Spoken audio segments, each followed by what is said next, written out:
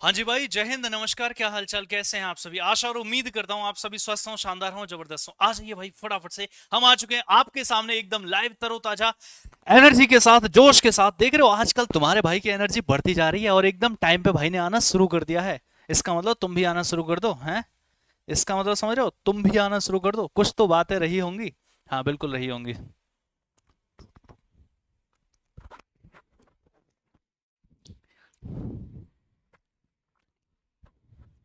Topic का नाम बताओ आज का। आज है भैया फंडामेंटल राइट्स। 2 से 3 दिन चलने वाला है फंडामेंटल राइट्स। इसी को हिंदी में क्या कहते हैं, कोई बताएगा मुझे? मौलिक अधिकार।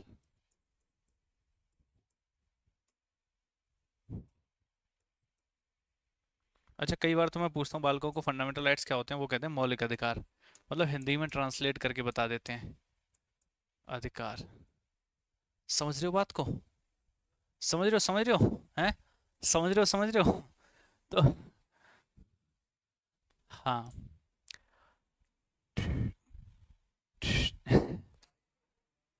चलिए, मौलिक अधिकार, बहुत प्यारी प्यारी बातें करेंगे मेरे भाई। हंसी मजाक की बहुत सारी बातें हैं, वो सब भी करेंगे। लेकिन यहाँ पर पहले एक बार हेडिंग डाल देते हैं दोबारा से, पार्ट नंबर 3 के बारे में। किसके बारे में? पार्ट 3 के बारे में। पार्ट नंबर 03, जो कि संबंधित है फंडामेंटल राइट्स से।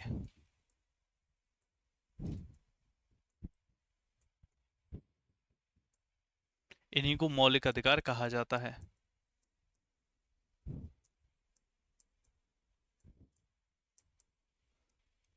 इन्हीं को मौलिक अधिकार कहा जाता है। अगर आर्टिकल आपसे पूछे तो ये आर्टिकल नंबर 12 से लेकर के 35 तक होते हैं। जी भाई, 12 से लेकर के 35 तक होते हैं, बिल्कुल सही बात है। क्या होते हैं फंडामेंटल राइट्स? क्या होती हैं फंडामेंटल राइट्स से संबंधित बातें? राइट्स होते ही क्या हैं, है ना? समझेंगे ना? सर कर लेंगे।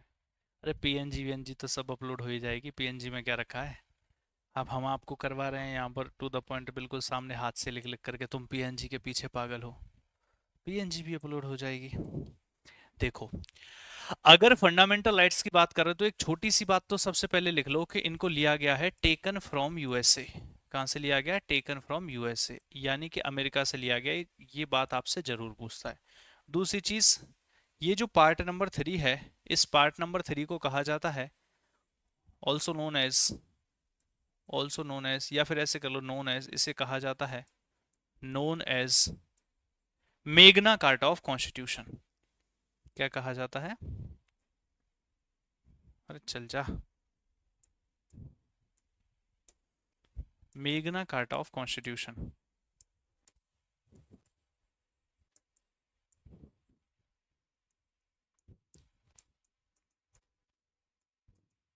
संविधान का मेगना कार्टा।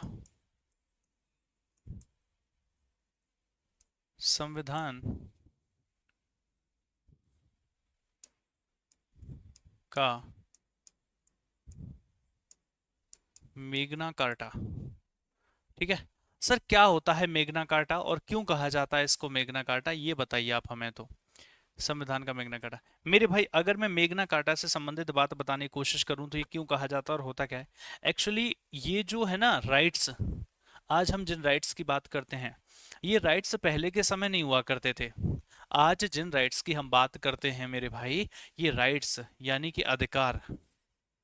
राइट्स यानी कि अधिकार। क्या होते हैं अधिकार? अधिकार होते क्या हैं, बताओ जरा।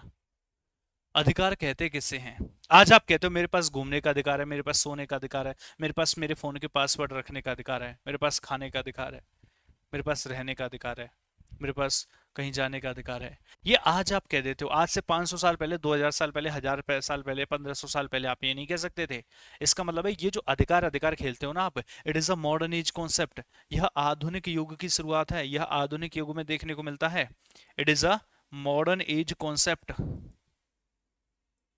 यह आधुनिक युग का विचार है। आधुनिक युग का विचार है। ये पहले के समय नहीं होता था। पहले क्या कहता था? राजा कहता था अपन इच्छी भगवान है, मतलब राजा जो भी डिसीजन लेता था वही लागू होता था। आज की तरह नहीं है कि मेरे पास ये अधिकार है। आज सरकार कुछ भी करेगी, मान लीजिए आप कहीं घूमने जा रहे हो, सरकार रोकते हैं, आप सीधा कहाँ चले जाओगे? कोर्ट में।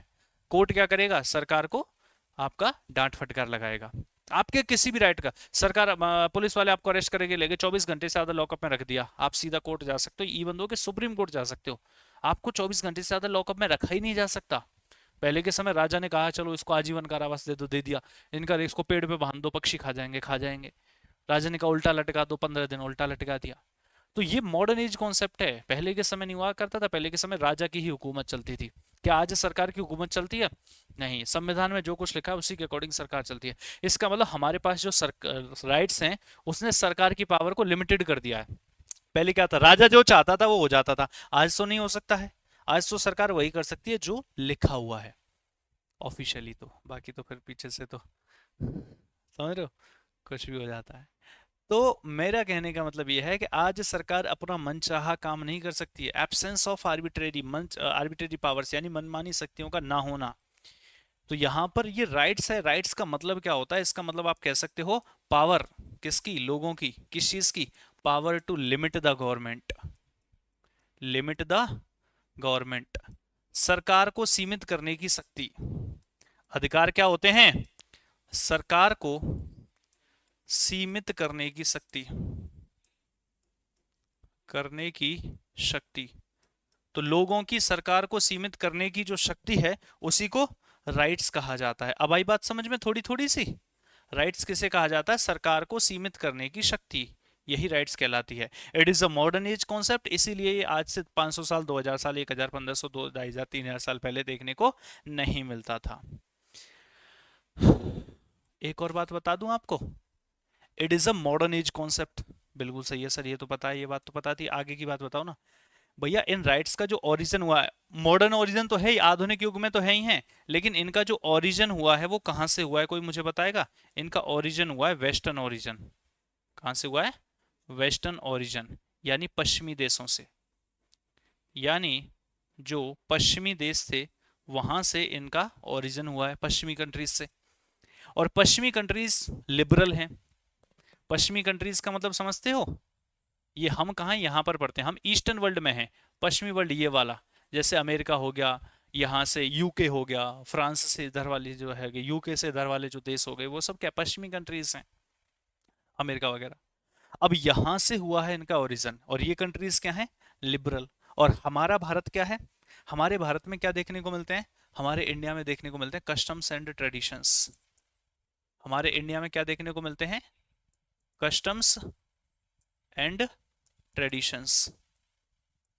एक काम करो, इसको नीचे बनाता हूं। वेस्टर्न कंट्रीज, वेस्टर्न कंट्रीज क्या है? ये है लिबरल, ये है लिबरल, उदार। और हमारा जो इंडिया है, इंडिया क्या है? कस्टम्स एंड ट्रेडिशंस वाला है। कस्टम्स एंड ट्रेडिशंस, प्रथा एवं परंपरा, प्रथा एवं परंपराओं वाला देश है। प्रथा एवं परंपराओं वाला देश है। तो राइट्स को लेकर के समस्या तो होगी ही होगी, क्यों नहीं होगी भैया? हमारे यहाँ क्या है? प्रथा है कि औरतें शनि बाबा के मंदिर में नहीं जा सकती हैं, और यहाँ क्या, ये तो लिबरल है, क्या लड़का क्या लड़की दोनों ही घर से बाहर निकाल दिए जाएंगे 16 साल के होते ही। जैसे ही बच्चा बालिग होने लगेगा वैसे ही 16 साल का, 18 साल का हो जाएगा, घर से बाहर निकाल दिया जाएगा। भैया अपने आप रहे, चाहे वो बाहर जाकर के लिव इन में रहे, चाहे अकेला रहे, अपनी पढ़ाई का खर्चा खुद उठाएगा। और हमारे यहाँ लड़का 25 साल का हो गया, उसे सब्जी मंडी नहीं जान दे रहे, अरे अकेला कहाँ जाएगा, मंडी में भीड़ है। हैं? 25 साल के लड़के को सब्जी लेने नहीं जान दे रहे, क्यों? अकेला कहाँ जाएगा, मंडी में भीड़ है।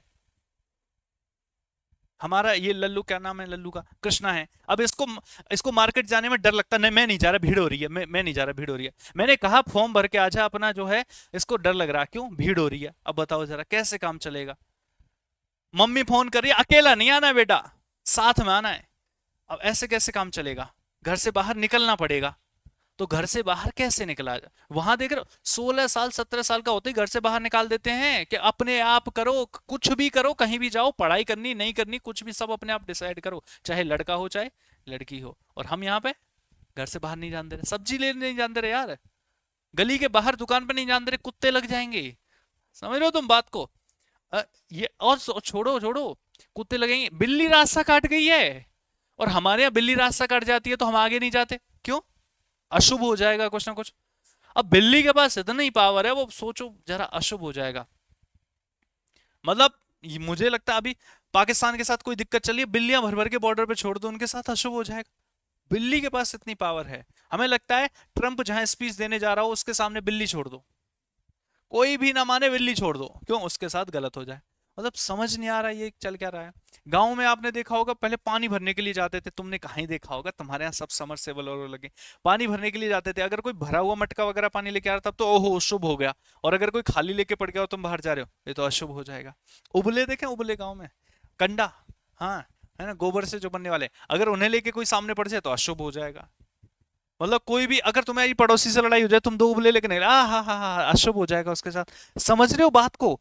मतलब हमारा देश प्रथा एवं परंपराओं का, हम व्रत रख रहे हैं लेकिन हमें ये नहीं पता क्यों रख रहे हैं, क्यों रख रहे हैं, मतलब रखे जाते हैं उसके कारण है। हम बिल्ली के जाने पर रुक जाते हैं, हमें ये नहीं पता क्यों रुक जाते हैं, कारण क्या है, और ना हमने कभी जानने की कोशिश करी। जब कभी हमारे पास समय, तो भारत के पास भरपूर है, भारत के लोगों के पास, लेकिन उन्हें रील देखनी है। जब कभी भी समय होता है, या तो हम सो जाते हैं क्योंकि सोने में मजा आता है, या फिर हम रील देखते हैं, क्यों? रील देखने में भी मजा आता है। कभी हम जानने की, तुम्हें लगता है कभी भी कि तुम्हारे पास खाली समय और तुमने कुछ नया जानने की कोशिश की होगी? नहीं। आप देखना, अगर 10 बार खाली समय, तो 9 बार तो तुमने रील देखी होंगी, और एक बार हो सकता है किसी से फोन पे बात कर ली होंगी या सो गए होंगे। ऐसा ही है, बस समस्या ऐसी बात की है। तो ये कंट्रीज लिबरल हैं, यहाँ इक्वलिटी है, और हमारे देश प्रथा एवं परंपराओं वाला देश है, कस्टम्स एंड ट्रेडिशंस वाला देश है। इसको पुरुष कर सकता है, इसको महिलाएं नहीं कर सकती। सबरीमाला जैसे केस क्यों देखने को मिलेंगे, वरना तो यही समस्या है कि ये मंदिर में नहीं जा सकती, ये पूजा नहीं कर सकती महिला, ये इसका हाथ अशुभ। पहले के समय देख रहे हो कि ये जो है इस धर्म से बिलोंग करती है, इस कास्ट से बिलोंग करती है, धर्म भी छोड़िए कास्ट से बिलोंग करती है, तो ये कुआं को नहीं छू सकती, जिसने कुआं को छू दिया वो अपवित्र हो जाएगा, तो इनके लिए अलग है। मतलब विधवा महिला है तो उसको जिंदा जला दिया जाता था। तो ये कस्टम्स एंड ट्रेडिशंस वाला देश है। और राइट्स कहाँ से ओरिजिन हो रहे हैं? वेस्टर्न कंट्रीज से। और वेस्टर्न कंट्रीज क्या है? प्रथा एवं ये सॉरी वेस्टर्न कंट्रीज जहां से ओरिजिन हो रहा है वो क्या है? लिबरल है। हमारा भारत क्या है? कस्टम्स एंड ट्रेडिशंस वाला है। और हमने क्या किया, इन राइट्स को यहां से इधर अपने यहां कॉपी कर लिया। अब ये राइट्स उन देशों के लिए थे जो लिबरल है, और हमने अपने यहाँ कॉपी कर लिया, हमारे यहाँ कस्टम्स एंड ट्रेडिशंस। तो फिर कॉन्फ्लिक्ट होगा या नहीं होगा? कई बार इंटरव्यू वगैरह में आपसे पूछा जाता है क्यों इतने ज्यादा कॉन्फ्लिक्ट भारत में ही देखने को मिलते हैं, जबकि भारत का संविधान तो इतना ज्यादा वेल इलेबोरेटेड है, दुनिया का सबसे बड़ा लिखित संविधान भारत का है, फिर भी इतनी समस्याएं क्यों होती हैं? क्योंकि भैया कस्टम्स एंड ट्रेडिशंस वाला देश है भारत। कितना भी तुम इलेबोरेट कर दो, लेकिन समस्याएं होंगी ही होंगी, क्योंकि ये राइट्स लिबरल कंट्रीज से आए हैं। हमने इसको कहां से कॉपी किया है? अमेरिका से कॉपी किया है। तो ये है बात। अब दूसरी बात, हमें समझ आ गई राइट्स जो है क्या होते हैं? पावर होती है किसकी? लोगों की, टू लिमिट द गवर्नमेंट, सरकार को सीमित करने की शक्ति। It is a modern age concept, ये भी समझ आ गया, और इसका ओरिजिन वेस्टर्न ओरिजिन है, ये भी समझ में आ गया। यूएसए से लिए गए, ये भी समझ आ गया। आर्टिकल 12 से 35 तक है, ये भी समझ आ गया। और इसी पार्ट नंबर 3 को मेग्ना कार्टा कहते हैं। ये हमें समझ अभी नहीं आया क्यों कहते हैं। मेरे भाई मैं बताता हूं, आप आज कह रहे हो ना कि ये वेस्टर्न कंट्रीज से ओरिजिन हुआ है। भैया जब ओरिजिन हो रहा होगा, चलो ठीक है, ओरिजिन होगा, एक देश अलग करेगा, दूसरा तीसरा जब करेंगे तब करेंगे, लेकिन कोई तो ऐसा व्यक्ति रहा होगा सबसे पहले इस दुनिया में जिसने इन राइट्स को लिखित में बात करी होगी, जिसने सबसे पहले लिखा होगा। जी हाँ बिल्कुल, इंग्लैंड की बात है। इंग्लैंड के एक राजा हुआ करते थे, किंग जॉन नाम था उनका। 1215 में उन्होंने एक डॉक्यूमेंट पेश किया था। इंग्लैंड के किंग जॉन के द्वारा 1215 में, आज से लगभग 800 साल पहले, एक डॉक्यूमेंट पेश किया गया था। उस डॉक्यूमेंट को मेग्ना कार्टा कहते थे, और उस डॉक्यूमेंट में सबसे पहले लिखित में राइट्स की बात कही गई थी। इसीलिए जहां पर भी राइट्स का कंपैरिजन होता है, मतलब राइट्स की बात कही जाती है, उसको मेग्ना कार्टा से कंपेयर किया जाता है, क्योंकि सबसे पहला लिखित डॉक्यूमेंट वही था जिसमें राइट्स की बात कही गई थी। जैसे ईस्ट इंडिया कंपनी आई भारत में, तो ईस्ट इंडिया कंपनी को बंगाल में कर मुक्त व्यापार करने का अधिकार मिला था, फर्रुखसियार ने दिया था वो फरमान 1717 का। उस फरमान को क्या कहा गया? Magna Carta of East India Company, मतलब ईस्ट इंडिया कंपनी को के अधिकार। ऐसे यहां पर क्या है, संविधान में अधिकार कहां दिए गए हैं? पार्ट नंबर 3 में। तो पार्ट 3 को क्या कहते हैं? मेग्ना कार्टा। मेग्ना कार्टा मींस जहां अधिकारों की बात कही जाती है, क्योंकि ये वही डॉक्यूमेंट था जिसे 1215 में इंग्लैंड के किंग जॉन ने इशू किया था। उसी के नाम से फिर सब जगह इसको कंपेयर किया जाता है। अब आई बात समझ में? ये सारी बातें कंप्लीट हो गई, बहुत बढ़िया। यहां तक हमें समझ आ गई कि हमारे फंडामेंटल राइट्स इसमें हैं, लेकिन एक बात और रह गई ये तो सर मैंने राइट्स बताए ना कि power to limit the government modern age concept है, इसका ओरिजिन वेस्टर्न ओरिजिन, ये तो राइट्स हैं। फिर इन्हें फंडामेंटल राइट्स क्यों कहते हैं? राइट्स तक तो ठीक है कि ये अधिकार होते हैं, लेकिन राइट्स को हमारे संविधान में फंडामेंटल राइट्स क्यों कहा गया है, आइए इस बात को भी समझने की कोशिश करते हैं। नोटेड? नोटेड? एक सेकंड का समय है, जल्दी से नोट कर लो और देखते हैं हमारे संविधान में राइट्स को फंडामेंटल राइट्स क्यों कहा जाता है, पार्ट नंबर 3 में।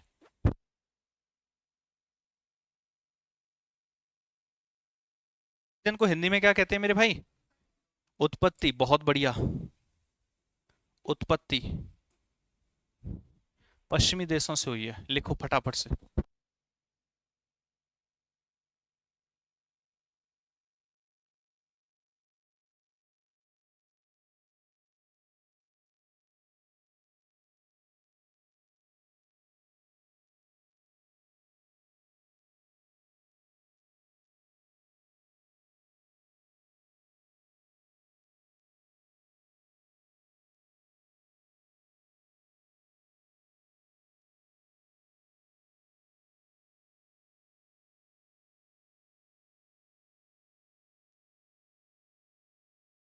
चले भाई, noted? Okay, now see, fundamental rights को फंडामेंटल राइट्स क्यों कहा जाता है, यही तो जानना है हमें।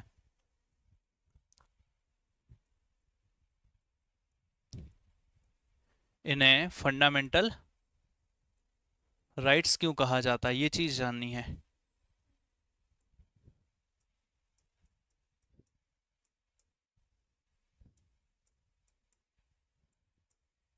अच्छा एक चीज बताओ, मुझे कैसे पता कि हमारे पास फंडामेंटल राइट्स हैं, या तुम्हें कैसे पता कि तुम्हारे पास फंडामेंटल राइट्स हैं? मुझे कैसे पता कि मेरे पास फंडामेंटल राइट्स हैं, या तुम्हें कैसे पता कि तुम्हारे पास फंडामेंटल राइट्स हैं? बताओ बताओ बताओ। आज मैं क्यों पढ़ा रहा हूं तुम्हें फंडामेंटल राइट्स?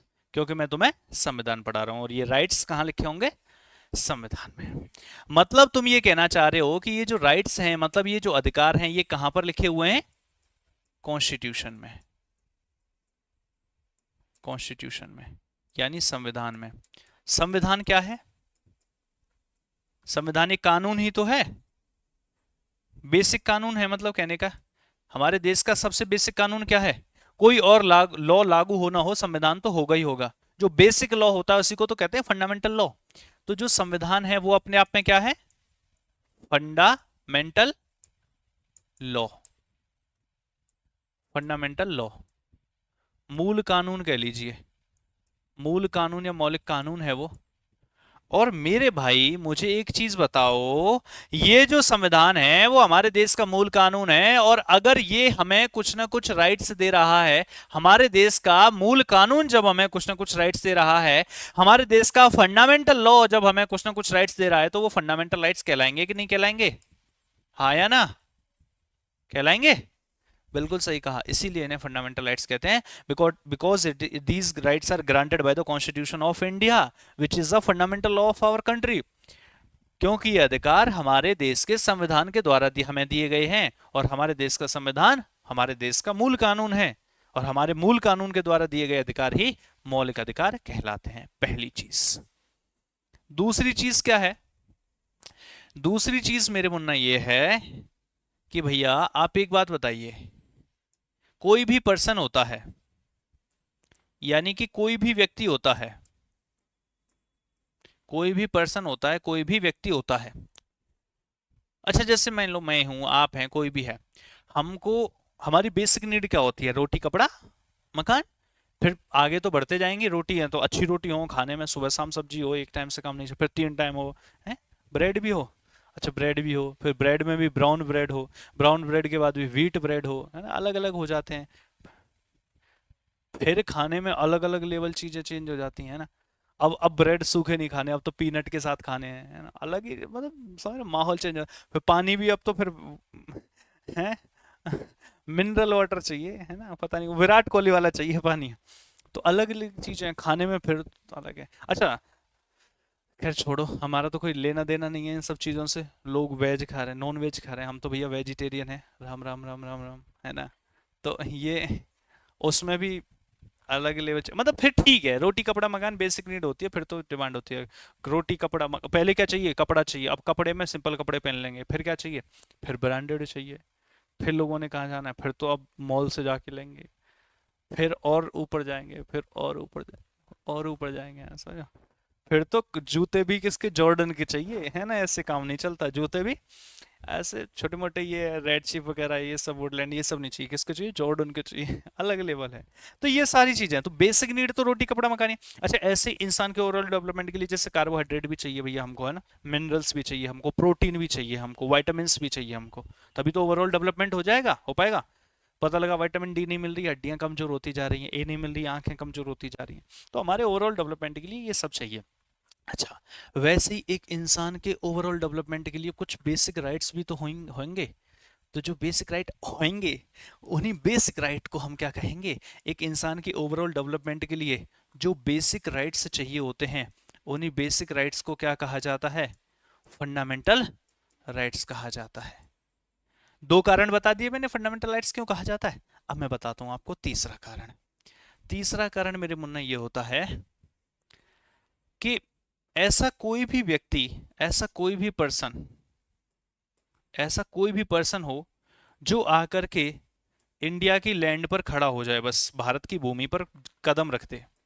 क्या कहा, ऐसा कोई भी व्यक्ति जो आकर के भारत की भूमि पर सिर्फ कदम रख दे, आकर के खड़ा हो जाए, तो उसको भी कुछ ना कुछ राइट्स तो मिलेंगे, कुछ ना कुछ बेसिक राइट्स, उन्हीं को फंडामेंटल राइट्स कहा जाता है। ये तीन कारण मैंने आपको बता दिए, इनमें से कोई सा भी स्टेटमेंट में देगा, अगर बहुत अच्छा आप एग्जाम दोगे, जनरली इनमें से कोई सा आपको नहीं देगा। ये तो मैं बस ऐसे ही समझा रहा था आपको, चीजें समझ में आई तीनों, ठीक है।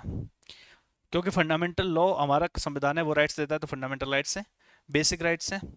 मतलब एक इंसान के बेसिक डेवलपमेंट के लिए, ओवरऑल डेवलपमेंट के लिए बेसिक राइट्स ये होते हैं, या फिर एक काम कर लो, इसी को कह लो ओवरऑल डेवलपमेंट। एक इंसान के जो बेसिक राइट्स होते हैं ओवरऑल डेवलपमेंट के लिए, ओवरऑल डेवलपमेंट के लिए, उन्हीं को फंडामेंटल राइट्स कहा जाता है। या फिर भारत की भूमि मात्रा पे खड़े हो जाने से जो राइट्स मिलते हैं, उन्हें फंडामेंटल राइट्स कहा जाता है। इतनी बातें समझ में आ गई, बहुत बढ़िया। अगर इतनी समझ में आ गई, ये मान लो बस हो लिया आपका पॉलिटिक पूरा फिर तो, क्योंकि जब इतना समझ सकते हो तो थोड़ा ज्यादा भी समझ ही सकते हो।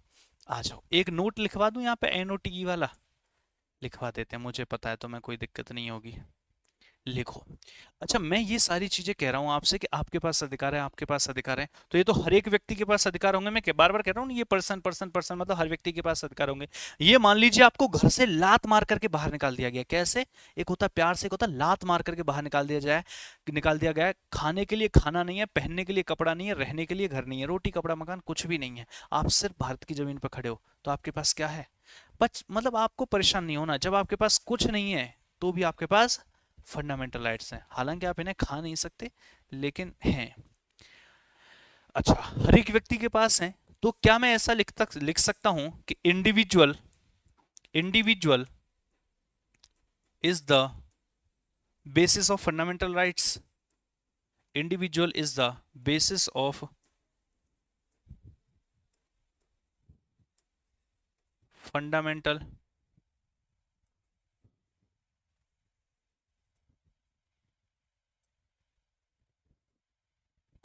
individual is the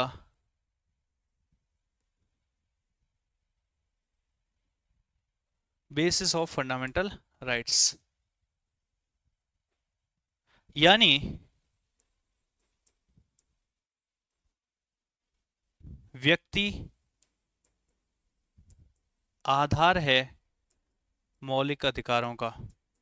पूरे समुदाय को मिलते हैं या प्रत्येक व्यक्ति को मिलते हैं, व्यक्ति को, तो व्यक्ति आधार है मौलिक अधिकारों का, ऐसा हम लिख सकते थे या नहीं, तभी तो लिखा। छाप दो भाई, कहानी छोटी सी है लेकिन छाप दो, कहानी छोटी सी है लेकिन छाप दो। ये होगा नोट। अब हम फंडामेंटल राइट्स को पढ़ना शुरू करते हैं। हमने ये भी जान लिया फंडामेंटल राइट्स क्या होते हैं, क्यों कहा गया फंडामेंटल राइट्स, ओरिजिन कहाँ से हुआ, इनका मतलब क्या होता है, हर एक चीज हमने जान ली। अब हम फंडामेंटल राइट्स को वास्तव में पढ़ना शुरू करते हैं। ठीक है भाई, कोई समस्या होनी भी नहीं चाहिए, अगर होगी, क्यों होगी भाई, होगी ही नहीं। जल्दी से कमेंट करके बताओ, सब क्लियर है ना, जल्दी से कमेंट करके बताओ भैया, सब क्लियर है ना।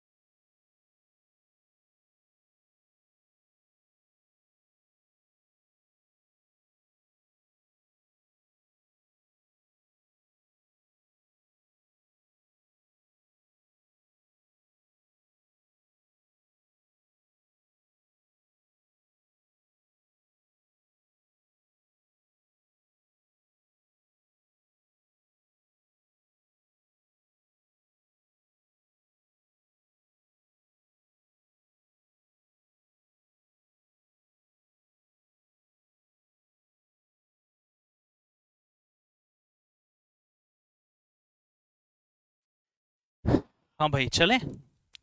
नाउ सी, सर एक बार पूरा समझा दीजिए, मतलब अब तुम्हें क्या लगता है अब तक मैं अधूरा समझा रहा था? आधी बात बताई मैंने, क्लियर है, नोटेड है, अंडरस्टूड है, स्वाद आ गया है सर? फिर ठीक है, अब आएगा मजा, फंडामेंटल राइट्स पढ़ेंगे। भाई मैं यही कह रहा था कि जो सरकार को लिमिट कर, देखो फंडामेंटल राइट्स जो है आर्टिकल 12 से 35 तक हैं, यूएसए से लिए गए, इन्हें मेगना कार्टा कहा जाता है। और ये सरकार को सीमित करने की नागरिकों की शक्ति है। इसके अलावा मॉडर्न एज कॉन्सेप्ट है, क्योंकि ये पहले के समय नहीं होता था, आज ही आपको देखने को मिलेगा, और इसका ओरिजिन वेस्टर्न ओरिजिन है। एक कह रहा है बच्चा पेट एग्जाम के लिए है क्या सर? मेरे भाई तू एक काम कर, ये टॉपिक पढ़ ले, 3 दिन में लगभग ये हो जाएगा। इसके बाद तू कहीं से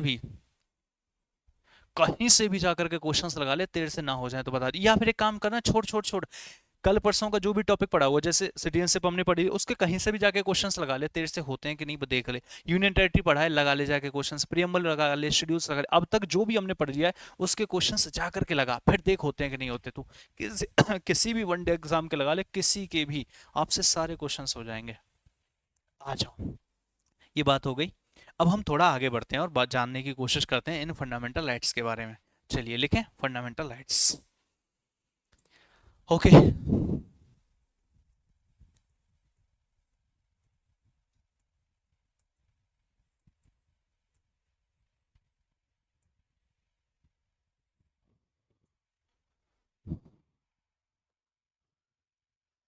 मैं यहाँ पे एक एक एक दो दो करके लिखता हूँ, मतलब एक सारे ही लिख देता हूँ। पहले 7 हुआ करते थे, जब 1950 में संविधान लागू हुआ था, उस समय कितने फंडामेंटल राइट्स थे?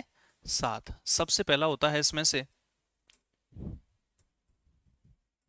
इसमें से सबसे पहला होता है राइट टू इक्वलिटी। कौन सा होता है? Right to equality. मेरे साथ साथ ही लिखते चलो, समय कम लगेगा, ठीक है? ये तो बस लिखने ही है अभी। राइट टू इक्वलिटी यानी कि समानता का अधिकार, समानता का अधिकार। राइट टू इक्वलिटी, समानता का अधिकार, कौन से आर्टिकल में है? बाद में लिखेंगे, आर्टिकल 14 से 18 तक है। दूसरा वाला जो होता है उससे बोलते हैं right to freedom. Right to freedom यानी स्वतंत्रता का अधिकार। सारे ऐसे याद करवा दूंगा आपको, स्वतंत्रता, सारे आर्टिकल्स भी, मतलब संविधान के मजा आ जाएगा। अब तक के सारे याद हैं, 11 करवाए थे, 11 के 11 याद हैं, बस ऐसे याद होंगे। स्वतंत्रता का अधिकार, बस ध्यान से सुनते रहना आप मेरी बातों को, अधिकार जैसे उसकी सुनते हो। तीसरा देखते हैं, तीसरा वाला क्या कहेगा मेरे भाई? राइट अगेंस्ट एक्सप्लॉयटेशन,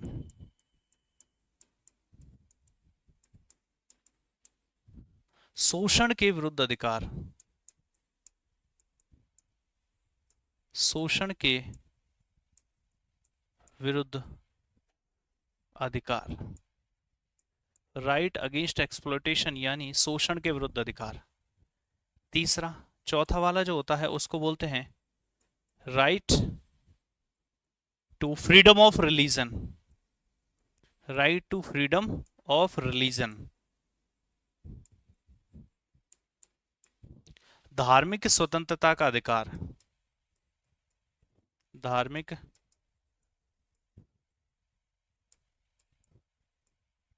स्वतंत्रता का अधिकार। भाई ये जो लिखने पड़ते हैं ना, पहली बार मैं पढ़ाने गया, और जब मैं पहली पहली बार पढ़ाना शुरू किया तो ऑफलाइन पढ़ाना शुरू किया, और ऑफलाइन जब पढ़ाना शुरू किया, अब इतनी सारी चीजें एक साथ, वो भी अच्छा। एक काम और होता ऑफलाइन में, और मैं वैसे पढ़ाता नहीं वाला कि आए लेक्चर दिया और चला गया, मतलब ये होता है सीधा, जिस भी बच्चे को कोई बात है हाथ खड़ा करो सीधा और पूछो। और भाई सामने बैठे 400-500 बच्चे, मतलब लगभग 500 प्लस बच्चों का बैच था, लेकिन डेली आते ही थे 450 प्लस बच्चे। तो अब 450 बच्चे बैठे हुए हैं और हमको पढ़ाना है, पहली पहली बार है, नया नया पहला पहला बैच है। अब समस्या ये है कि हर चीज़ हाथ से लिखी जाए, तो कई बार ऐसा होता है छोटी मोटी चीज़ें हम भूल जाते हैं, वैसे भी मेमोरी लॉस की प्रॉब्लम है।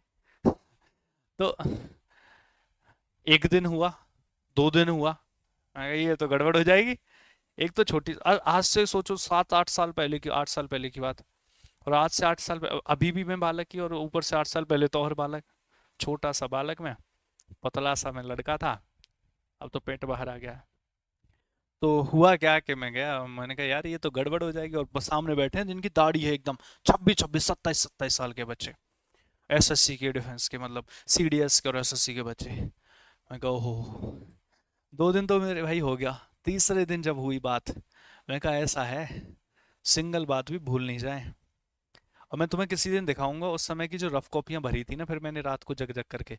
मतलब मुझे ऐसा लगता है कि मैं क्लास में जाने से पहले, फर्स्ट बैच की बात का बता रहा हूँ, जब ऑफलाइन पढ़ाने जाता था, क्लास में से जाने से कम उस दिन पहले जो पढ़ा है, उस दिन भी कम से कम 14 से 15 बार उस क्लास को पढ़ करके जाता था कि आज पढ़ाना गया है।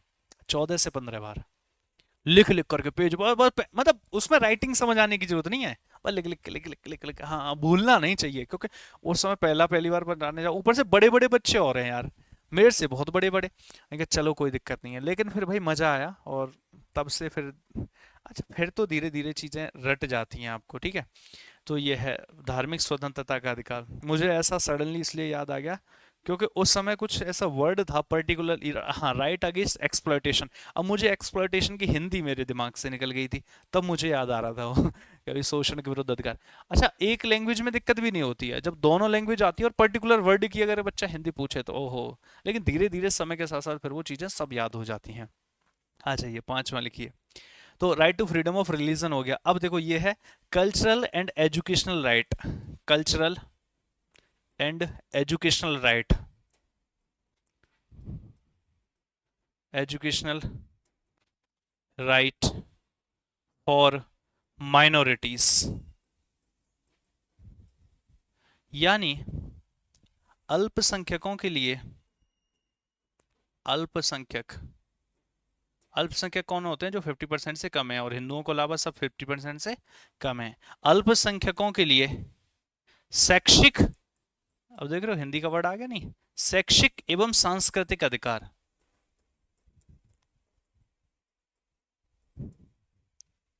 सांस्कृतिक अधिकार,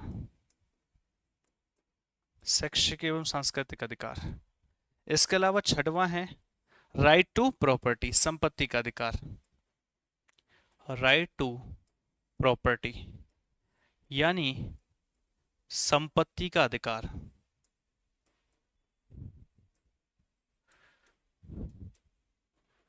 और 7वां जो है वो है मेरे भाई राइट टू कॉन्स्टिट्यूशनल रेमेडीज।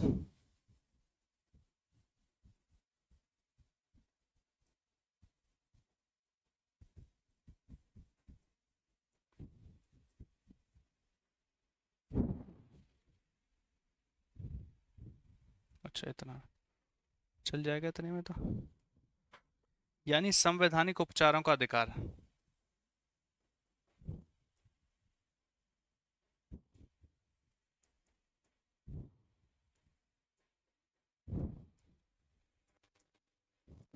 संवैधानिक उपचारों का अधिकार। अब इनके आर्टिकल्स लिख देते हैं यहां पर। इनके आर्टिकल्स क्या क्या हैं?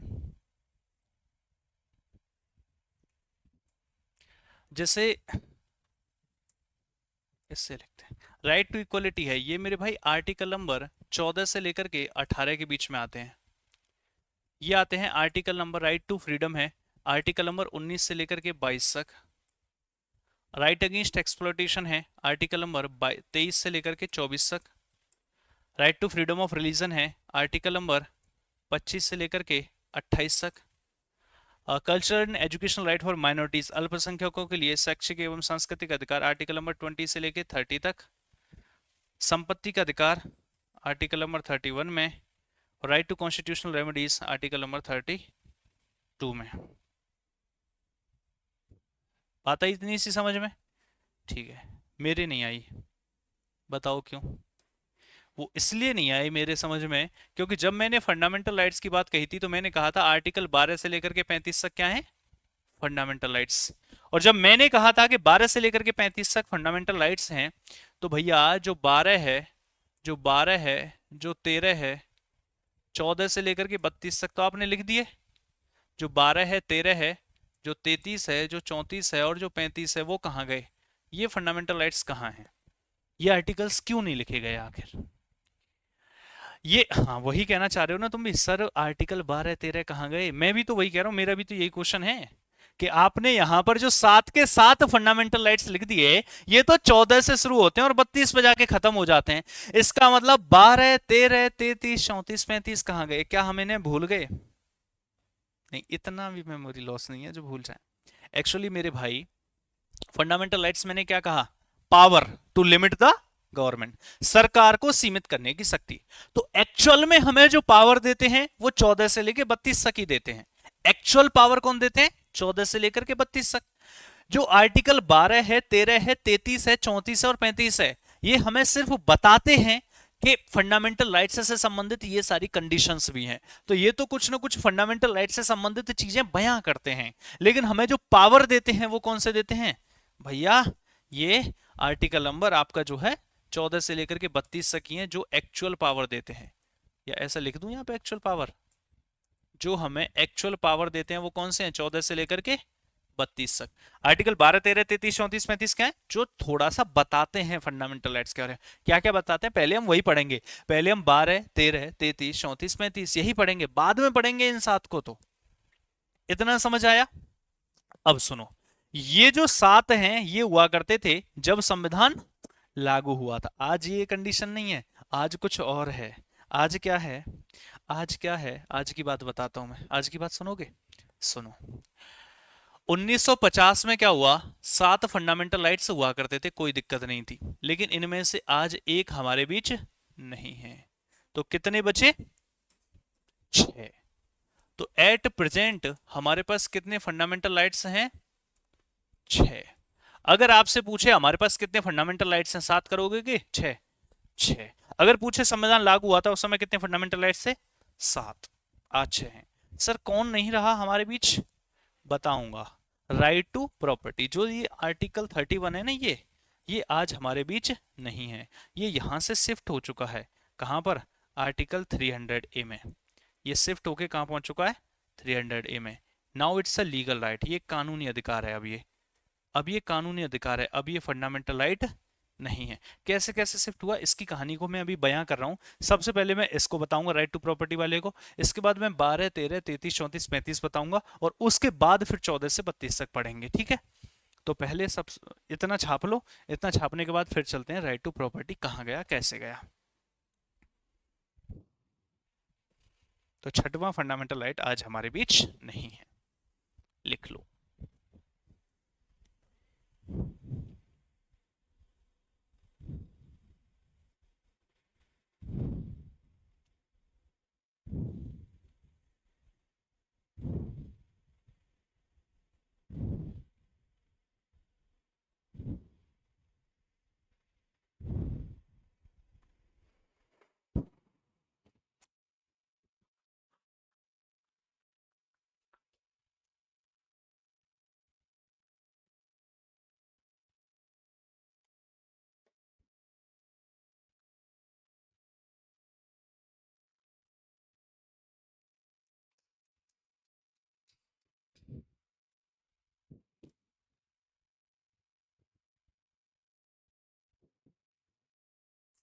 एक कह रहा है गुरुजी पहले हिंदी लिखा करो उसके बाद इंग्लिश प्लीज।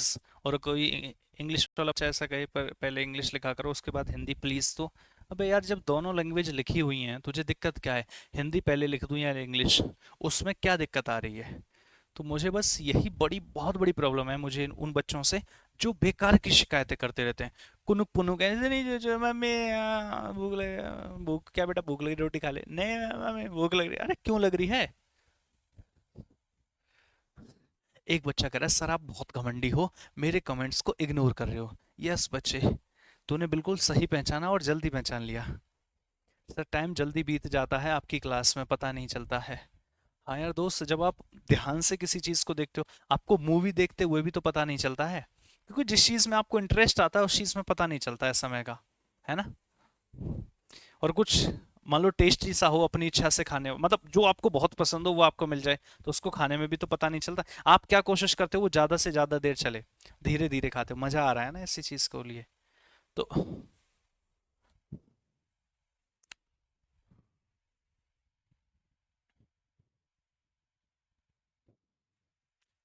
तो तुम कुछ परचेज मत करो, तुम मेरे साथ पढ़ते रहो बस, तुम्हें कुछ भी परचेज करने की जरूरत नहीं है, मैं बता दूंगा प्रैक्टिस कैसे करनी है, वो मैं अभी करवा दूंगा। और रिसेंटली जैसे ही नया एडिशन आएगा बुक का, मैं आपको पहुंचवा दूंगा कि भैया ये वाली बुक ले लो। बहुत तगड़े तरीके से काम चल रहा है बुक पे, बहुत तगड़े तरीके से। वो रिसेंटली नया एडिशन आपको बस मिलने ही वाला है, तो फिर आप ले लेना।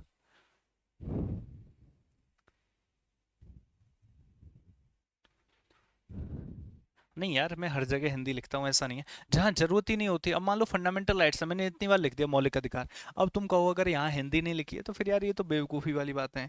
वरना जहाँ जहाँ जरूरत होती है मैं हर जगह लिखता हूँ। अब हर जगह तुम अनुच्छेद लिखवाओगे तो उसका कोई लॉजिक बनता नहीं है।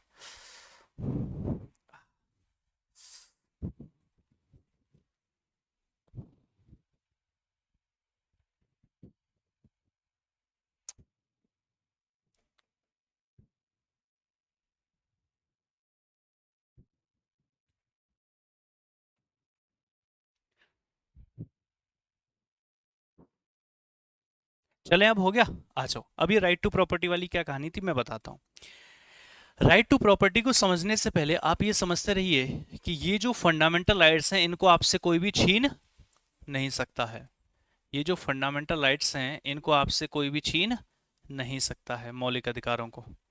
मौलिक अधिकार भी लिख दो भैया, फिर कहेंगे हिंदी में नहीं लिखा। इनको कोई भी आपसे छीन नहीं सकता है। अगर छीनेगा तो आप क्या कर सकते हो, कोर्ट के पास चले जाओगे, वो उसको फटकार लगाएगा। और इवन तो देखो, नॉर्मल किसी भी राइट के केस में आप डिस्ट्रिक्ट कोर्ट जा सकते हो, आप हाई कोर्ट जा सकते हो, डायरेक्टली सुप्रीम कोर्ट नहीं जा सकते। पहले डिस्ट्रिक्ट कोर्ट से आप खुश नहीं हो, हाई कोर्ट जा सकते हो, हाई कोर्ट से खुश नहीं हो, सुप्रीम कोर्ट जा सकते हो। लेकिन इस केस में आप डायरेक्टली सुप्रीम कोर्ट भी जा सकते हो, क्योंकि फंडामेंटल राइट्स का जो गारंटर है वो कौन है, गारंटर वो कौन है, सुप्रीम कोर्ट। सुप्रीम कोर्ट जिसको हिंदी में क्या कहते हैं, सर्वोच्च न्यायालय। सर्वोच्च न्यायालय। समझ में आई बात, बिल्कुल समझ में आई सर।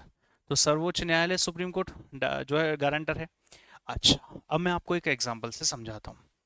जैसे मान लीजिए यहाँ से एक रोड निकालना है, कहीं से सरकार हाईवे वगैरह निकालती है।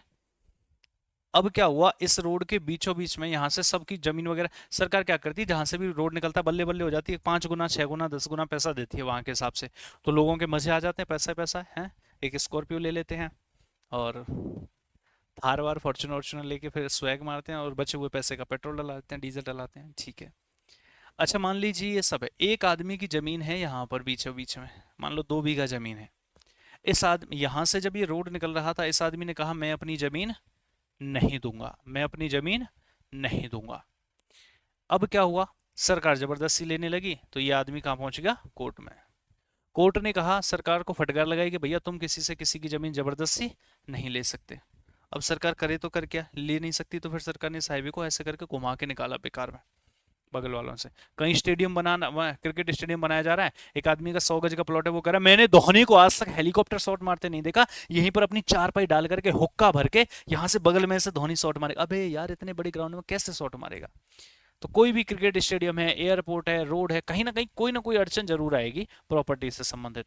जबरदस्ती सरकार ले नहीं सकती, और लेगी तो कोर्ट के पास जाएगा और कोर्ट फटकार लगाएगा। क्यों, क्योंकि राइट टू प्रॉपर्टी क्या है, आपका फंडामेंटल राइट, और फंडामेंटल राइट्स को आपसे कोई भी छीन नहीं सकता है। अब क्या करा जाए, ये तो बहुत बड़ी समस्या होगी।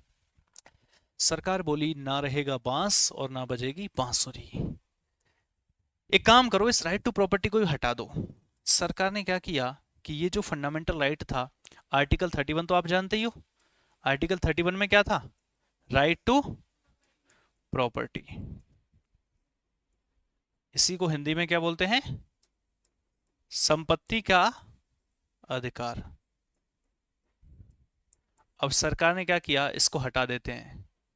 अच्छा, इसको अगर डिलीट मार दें, इसका मतलब तो है कोई भी जाके किसी की भी प्रॉपर्टी हड़प लेगा, क्योंकि प्रॉपर्टी से संबंधित तो कोई राइट ही नहीं है। ये भी बड़ी समस्या है। सरकार ने कहा एक काम करते हैं, इसको डिलीट नहीं मारते, इसको शिफ्ट कर देते हैं किसी दूसरी जगह, मतलब किसी अच्छी जगह शिफ्ट कर देते हैं, जहां पर सरकार चाहे नेशनल इंटरेस्ट में तो जमीन ले सकती है, आपको दूसरी जमीन या फिर उसका मुआवजा पैसा वगैरह दे देगी, लेकिन कोई दूसरा व्यक्ति आकर के आपकी जमीन को जबरदस्ती कब्जा नहीं कर सकता। तो इसको आर्टिकल 31 से उठा करके एक नए आर्टिकल में डाल दिया गया, अंडर आर्टिकल, इसको 31 से लेकर के कहां डाल दिया गया, अंडर आर्टिकल 300A में। और जहां पहले ये फंडामेंटल राइट था, जहां पहले ये फंडामेंटल राइट था, अब ये क्या बन चुका है, अब ये लीगल राइट बन चुका है। लीगल राइट का मतलब समझते हो, कानूनी अधिकार, कि सरकार तो ले सकती है नेशनल इंटरेस्ट में, बाकी और कोई आपकी जमीन को नहीं ले सकता। अब ये बन चुका है कानूनी अधिकार। और ये चल रहा है भैया 44वें संविधान संशोधन अधिनियम से।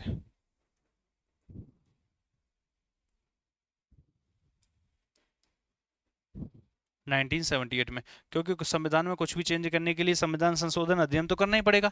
तो 44वें संविधान संशोधन अधिनियम से इसको बना दिया गया लीगल राइट।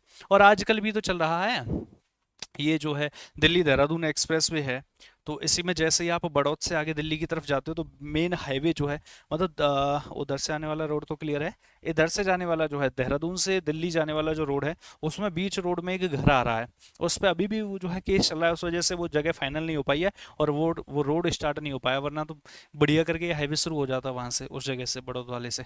बीच रोड पे एक घर आ रहा है, उस पर अभी केस चल रहा है, देखना वो सॉल्व हो जाएगा फिर तब जाकर के सही होगा। गुरुजी आपकी तारीफ करें करना भी कम है, आप समझाते एकदम बेसिक से हैं। चलो भैया तारीफ की जरूरत नहीं है, आपको समझ आता है इतना बहुत है। सर लड़कियां भी ले सकती हैं ना, क्या घर या प्रॉपर्टी, मतलब क्या क्लास की बात कर रहे हो या घर की? कुछ भी लो, क्लास भी ले सकती हैं और घर भी प्रॉपर्टी भी।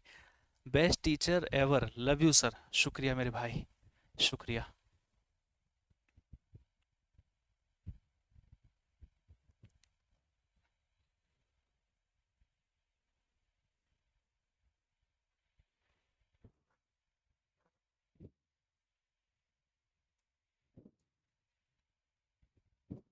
सर मैं किसी और टीचर के पास गया था, क्योंकि आप मेरा रिप्लाई नहीं देते हो, बस उस टीचर से कुछ समझ में नहीं आ रहा था, इसीलिए फिर से आपके पास आना पड़ा मतलब इसको मैं अपनी तारीफ में लूं या फिर जो है सरकास्टिकली?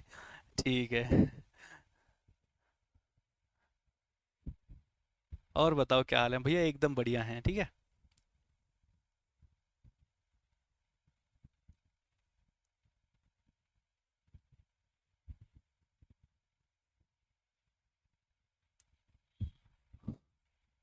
डाट काली से? अरे यार ये तो वो हाईवे की वजह से जाते हैं, उस पर वो एंट्री बंद कर रखी है उस वजह से, आगे तो कैसे, अभी जैसी एंट्री खुल जाएगी फिर तो सब जाएंगे। ठीक है, ये बताओ इतना समझ आया? समय है हमारे पास अभी आगे की क्लास कंटिन्यू करने का? नहीं है भाई। तो एक काम करते हैं यार, एक्चुअल फंडामेंटल राइट्स जो है, मतलब हमने फंडामेंटल राइट्स क्या होते हैं, राइट्स क्या होते हैं, इनके ओरिजिन से संबंधित है, 7 फंडामेंटल राइट थे, आज 6 बचे हैं, इसके बारे में जाना। तो ये बेसिक बेसिक सा हमारा हो चुका है। और 44वें संविधान संशोधन अधिनियम से, किस वाले से, 44वें 44th कॉन्स्टिट्यूशनल अमेंडमेंट एक्ट से 1978 में इसे हटा करके 300A में डाल दिया गया। आज हमारे पास ये नहीं है। आज हमारे पास कितने फंडामेंटल राइट्स हैं? 6। तो एक तो हमारा खत्म हो ही गया है, तो इसको छोड़ते हैं। अब हमें जो पढ़ना है वो क्या पढ़ना है? सबसे पहला हमारा जो काम है वो ये है, आर्टिकल नंबर 12 पढ़ेंगे, 13 पढ़ेंगे, 33 34 35 पढ़ोगे तो वो भी पढ़ लो, और उसके साथ साथ फिर पढ़ेंगे हम 6 फंडामेंटल राइट्स को, ठीक है। लेकिन इसको अब कल शुरू कर पाएंगे, क्योंकि अभी जस्ट शुरू करें उससे कोई फायदा नहीं है। यहीं तक रख लेते हैं मेरे भाई, लो लो लो, नोट डाउन कर लो। यहीं तक रख लेते हैं आज की कहानी को, नेक्स्ट क्लास का समय हो गया, फिर वो डिले हो जाती है, फिर उस चक्कर में वो क्लास पूरी करेंगे फिर अगली डिले हो जाती है, तो नहीं, कल करेंगे इसको कंप्लीट। कंप्लीट कल हम एक्चुअल फंडामेंटल राइट्स के बारे में जानेंगे, आपके पास क्या क्या अधिकार है जीवन में। देखिए कहीं जाना ना जाना, पॉलिटी पढ़ना ना पढ़ना, सिलेक्शन, वो सारी चीजें एक तरफ, और अपने राइट्स के बारे में पता होना एक तरफ, क्योंकि जीवन भर काम आने वाले हैं। ये एक ऐसा सब्जेक्ट है जो प्रैक्टिकल सब्जेक्ट है और आपको सारी चीजें समझ आती हैं। अब अधिकार क्या क्या आप कर सकते हो, क्या नहीं कर सकते हो, रोड पे चलते समय, कहीं होटल में जाते समय, सिनेमा हॉल में जाते समय, कहीं पर भी घूमते समय, रूम बुक करते समय, मतलब बात करते समय, 4 लोग इकट्ठे हो रखे हैं, पुलिस आ गई है उस समय पर, रात को आप 2 बजे घूम रहे हो, पुलिस ने रोक लिया उस समय पर, कोई लड़ाई झगड़े में आपका नाम आ गया, पुलिस क्या क्या कर सकती है, क्या नहीं, हर एक चीज में आपको समझाऊंगा। पुलिस आपकी एफआईआर नहीं लिख रही है, आप क्या कर सकते हो, कहाँ जा सकते हो, क्या क्या सी चीजें होंगी, ये सारी चीजें मैं आपको समझाऊंगा। ये सब कुछ आपका हिस्ट्री में आता है, ठीक है। तो मेरे प्यारे बच्चों, ठीक है, यहीं तक रखते हैं आज की क्लास को, कल फिर मिलेंगे आप सभी बच्चों से। टेक केयर, टाटा मेरे भाई, राम राम सभी को, जय हिंद मेरे भाई, नमस्कार, बाय बाय।